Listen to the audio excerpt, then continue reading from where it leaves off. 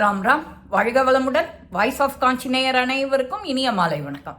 இன்னைக்கு ஸ்ரீ பெரியவா அனுபவத்தில் என்ன பார்க்க போகிறோம்னா, அந்த மடத்து மேனேஜர் பெரியவா காது பட சொல்கிறா, அந்த கிராமத்தில் சிவன் கோயில் கும்பாபிஷேகத்துக்கு போனால் அந்த ஜனங்களை போய் பார்த்தா நமக்கு என்ன நிறையா படி அளந்துட போகிறாளா என்ன, நம்ம கஜானா ரொம்பிடுமா என்ன அப்படின்னு அங்கலாச்சுக்கிறார்.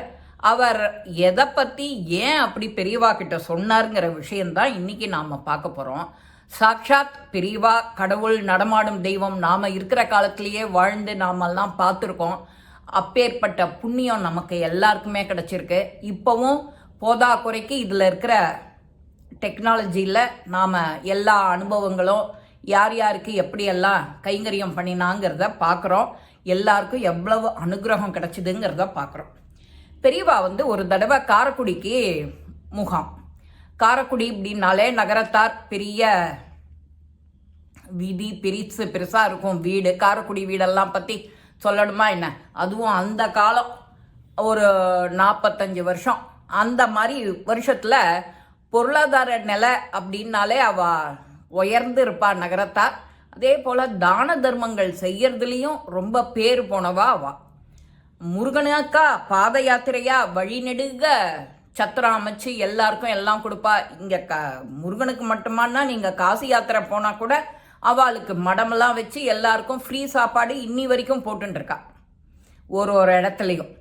அந்த மாதிரி நகரத்தார வாணிபம் செய்யறதுக்கு தான் பேர் போனவா, இல்லை பக்தி செய்யறதுக்கு ரொம்ப ரொம்ப பேர் போனவா.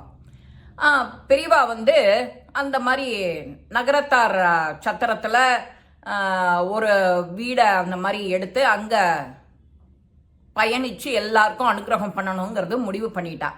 அந்த மாதிரி சமயத்தில் மேனேஜருக்கு ஒரு யோஜனை. நம்ம ஸ்ரீமடம் ஒரு பொருளாதாரத்தில் ரொம்ப நிலகுலைஞ்சிருக்கு. அதனால் பெரியவாளை பல்லக்கில் வச்சு ஒரு 4-5 தெருவில் வீதியுலா வந்தாக்க நம்மளுடைய பொருளாதாரம் மேம்பட்டுடும், எல்லாருக்கும் எல்லா அனுகிரகமும் கிடைக்கிறதுக்கு வாய்ப்பு இருக்குது அப்படின்னு அவர் யோஜனை. இதை பெரியவா கிட்ட நாமளே பர்மிஷன் கேட்டுடலாம் அப்படின்னு போய் பெரியவா கிட்ட அன்னைக்கு பிக்ஷை பண்ணிட்டு கொஞ்சம் ஓய்வாக இருக்கிற நேரம் போய் நின்று எதிரில் நிற்கிறார். யாரான ஒருத்தர் எதிரில் நின்னா என்னமோ கேட்க தயங்குறான்னு எல்லாரும், சொல்லு வந்த காரியம் என்ன, நீ ஏதோ மனசில் நினச்சிட்டு இருக்க சொல்லு அப்படின்னு சொல்லுவான் இல்லையா. பெரியவாளுக்கு கேட்கணுமா என்ன, அது என்ன மாதிரி எண்ணங்கிறது கூட சரி பெரியவாளுக்கு தெரிஞ்சிடும். இவர் அங்கே போய் நின்ன உடனே இவர் மெதுவாக தயக்கத்தோட என்னமோ கேட்கணும்னு வந்திருக்க கேளு அப்படின்னு விட்டா பெரியவா. இவரும் கேட்குறார், பெரியவா நான் பட்ன பிரவேசம் உங்களுக்கு நாளான்னைக்கு ஏற்பாடு பண்ணியிருக்கேன் அப்படிங்கிறார். யாரை கேட்டு ஏற்பாடு பண்ணினேன், ஏன் ஏற்பாடு பண்ணினேன், எதுக்கு ஏற்பாடு பண்ணினேன் அப்படிங்கிறா பெரியவா. இல்லை பெரியவா, இப்போ நம்ம பொருளாதார நிலை ஸ்ரீமடத்தில் கொஞ்சம் ரொம்ப மோசமாக இருக்கு. நீங்கள் போனேன்னா எல்லாருடைய அனுகிரகத்தாலையும் கஜானா ரொம்பிடும் அப்படிங்கிறார் அவர். நீ என்னை வச்சு பணம் சம்பாதிக்கணும்னு நினைக்கிற இந்த எண்ணமே தப்பு. நான் அதுக்கெல்லாம் ரெடியாக ஆகலை. பல்லக்கிலலாம் நான் அப்படி உட்காந்து உங்கேயும் வரமாட்டேன் அப்படின்னு அந்த இடத்த விட்டு சர்ச்சுன்னு ஏந்துனுடுறான். பெரியவா உள்ளர போகும்போதே, நாளான்னைக்கு என்ன ப்ரோக்ராம்னு இப்போவே சொல்லிடுறேன் கேட்டுக்கோ. ஏழை ஜனங்கள் ஒரு கிராமத்துலேருந்து வந்தாலொழியோ கும்பாபிஷேகம் பண்ணுறேன், நீங்கள் வாங்கோ அவசியம் கலந்துக்கணும்னு, அந்த கிராமத்துக்கு தான் நான் போகிறேன் அப்படின்னு விட்டா பெரியவா. அதுக்கான ஏற்பாடுகள் எல்லாம் கவனிச்சுக்கோ அப்படின்னு. இவரோட வாய் சும்மா இல்லாமல் மேனேஜரோட வாய், நீங்கள் அங்கே போய் கும்பாபிஷேகத்தில் கலந்துட்டு அந்த ஏழை ஜனங்களை பார்த்தா மட்டும் நம்ம கஜானா ரொம்பிடுமா அப்படின்னு அந்த ஒரு வார்த்தையை அழுத்தம் திருத்தமாக சொன்னோடனே பெரியவா காதில் போய் விழுந்துட்டு பெரியவா சட்டுன்னு திரும்பி நின்று அவரை பார்க்குறார். இவர் அந்த பார்வையை சமாளிக்க முடியாமல் அந்த இடத்த விட்டு நகர்ந்து வந்துடுறாரு அந்த மேனேஜர். இது இப்படி இருக்க பெரியவாளுக்கு அன்னைக்கு இதுக்கு கும்பாபிஷேகத்துக்கு போகிறதுக்கு இவர் ரெடியும் பண்ணிட்டார். ரெடி பண்ணியாச்சுன்னா பெரியவா அந்த இடத்துலேருந்து தேவகோட்டை போகிறதுக்கு வழியில் பக்கத்தில் ஏதோ ஒரு கிராமம். தேவகோட்டை ஒரு நகரத்தார் சத்திரத்தில் எதிர்த்தாப்பில் வாசலில் ஒரு பெரிய ஆலமரம். அந்த ஆலமரத்தில் வேரில் அப்படியே சயனம் கொண்டுண்டு உட்காந்துண்டு எல்லாருக்கும் அனுகிரகம் பண்ணுறதுன்னு முடிவு பண்ணிட்டா பெரியவா. அந்த எந்த இடம் எப்படி இருக்கணும் அப்படிங்கிறத முதற்கொண்டு முடிவு பண்ணிட்டா. இந்த மாதிரி முடிவு பண்ண உடனே இவரை பார்த்த உடனே அந்த ஏழை ஜனங்கள் பெரியவா பெரியவா பெரியவா பெரியவா கடவுள் கடவுள் கடவுள்னு வந்து எல்லாம் கீழே விழுந்து நமஸ்காரம் பண்ணுறா. எல்லாருக்கும் அந்த மாதிரி ஆசீர்வாதம் பண்ணி முடிக்க கார்த்தால ஆரம்பிச்சது சாயங்காலம் 5-6 மணி வரைக்கும் அது தொடர்ந்து போயிட்டு இருந்தது. வரவா எல்லாரும் சும்மா வரல வெறுங்கையோட. அந்த காலத்து வெள்ளிக்காயின் 8 அரணா அந்த மாதிரி அனாக்காயின் அவாவா சக்திக்கு தகுந்த மாதிரி யதாசக்திக்கு தகுந்த மாதிரி எல்லாரும் கொண்டு வந்து போடுறா, நமஸ்காரம் பண்றா, பெரியவா ஆசீர்வாதம் பண்றா, குங்குமம் கொடுக்குறா, கல்கண்டு பிரசாதம் கொடுக்குறா, குங்குமம் பூ எல்லாமே கொடுக்குறா. யார் யாருக்கு எப்படி அனுகிரகம் என்ன இருக்கோ அது.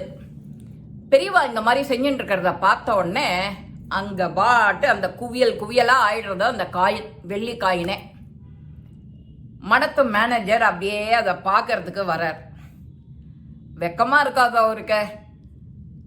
பார்த்துட்டு, என்ன காயின்லாம் குவியலா இருக்கே, இவாக்கிட்டேருந்து என்ன வரும்படி கிடைக்கணும்னு கவனிச்சிய சொன்னிய, இப்ப பாத்தியா அப்படின்னு. மேனேஜர் அப்படியே பின் வண்டி 2வது வண்டியிலேருந்து ஒரு பெரிய பித்தளை மரக்காய் எடுத்துன்னு வந்து அந்த காயினை அளக்கிறாராம். இந்த காயினை அளக்கிற போது பெரியவா அங்கேருந்து நடந்து வந்துட்டோ, நீ அந்த ஜனங்கள்லாம் என்ன தருவா, நம்ம கஜானா ரொம்பிடுமா ஆச்சு உச்சுன்னிய, இப்போ நீ சொன்ன அதே கையினால அளக்கிற பத்தியா, படி அளக்கிறியே, படி அளக்கிறியோ இல்லையோ, அது யார் தந்தது, அந்த ஜனங்கள் சாட்சாத் அந்த பாமர ஜனங்கள், அந்த சிரிப்புக்கு நகர் உண்டா, உண்மையான பக்தி பண்றாளே அதுதான் வசதி அப்படின்னு சொல்லிண்டே அந்த பக்கம் வந்துட்டு, பெரியவா என்னை மன்னிச்சிடுங்க, நான் தப்பு பண்ணிட்டேன், அபிக்கியாதி பண்ணிட்டேன்னு அவர் சொல்றாரு, நமஸ்காரம் பண்றார். அந்த ஜனங்களுக்கு பக்தினா என்னன்னு தெரியாது, எப்படி பெரியவா கிட்ட அணுகணும், எப்படி பேசணும், என்ன பண்ணணும்னு ஒன்றும் தெரியாது. கள்ளங்கபடமற்ற ஒரு சிரிப்பு, எல்லாருக்கும் அனுகிரகம். இது 2 மட்டும்தான் அவளுக்கு தெரிஞ்சது, பெரியவாளுக்கு தெரிஞ்சது. அந்த ஜனங்களை அப்படியே ஏத்துண்டாரு ஸ்ரீ பெரியவா. அது அந்த காலம், பொற்காலம் பொற்காலம் பொற்காலம். நாமளும் அந்த மாதிரி மாறணும். எதையும் எதிர்பார்க்காத நாம பக்தி பண்ணணும், நமஸ்காரம் பண்ணணும், பெரியவாளை சரணாகதி பண்ணணும், பாத கமலங்களை கண்ணில் ஒத்திக்கணும். இந்த மாதிரி பக்தி பண்ணுறது எப்படி, பெரியவாளுடைய ஒரு அனுபவமும் பார்க்குறோம். எல்லாரும் நீர்மோர் பணகம் வச்சு நேற்றுக்கு எல்லா பஞ்சாங்கம் படிச்சிருப்பேல் சாயங்காலம்.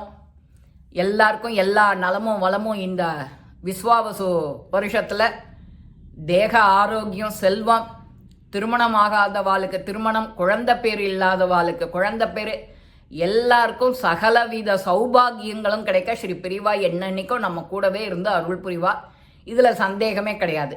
இந்த பதிவு உங்கள் எல்லாருக்குமே பிடிச்சிருக்கும். லைக் பண்ணுங்க, ஷேர் பண்ணுங்க, பெல் பட்டனை கிளிக் பண்ணுங்க, சப்ஸ்கிரைப் பண்ணுங்க, கமெண்ட்ஸ் பாக்ஸில் கமெண்ட்ஸ் போடுங்க. ஸ்ரீ மகாபெரிவா திருவடிகளே சரணம். நல்லதே நடக்கும். ஆனந்தமாக இருப்போம் நண்பர்களே. வாழ்க வளமுடன்.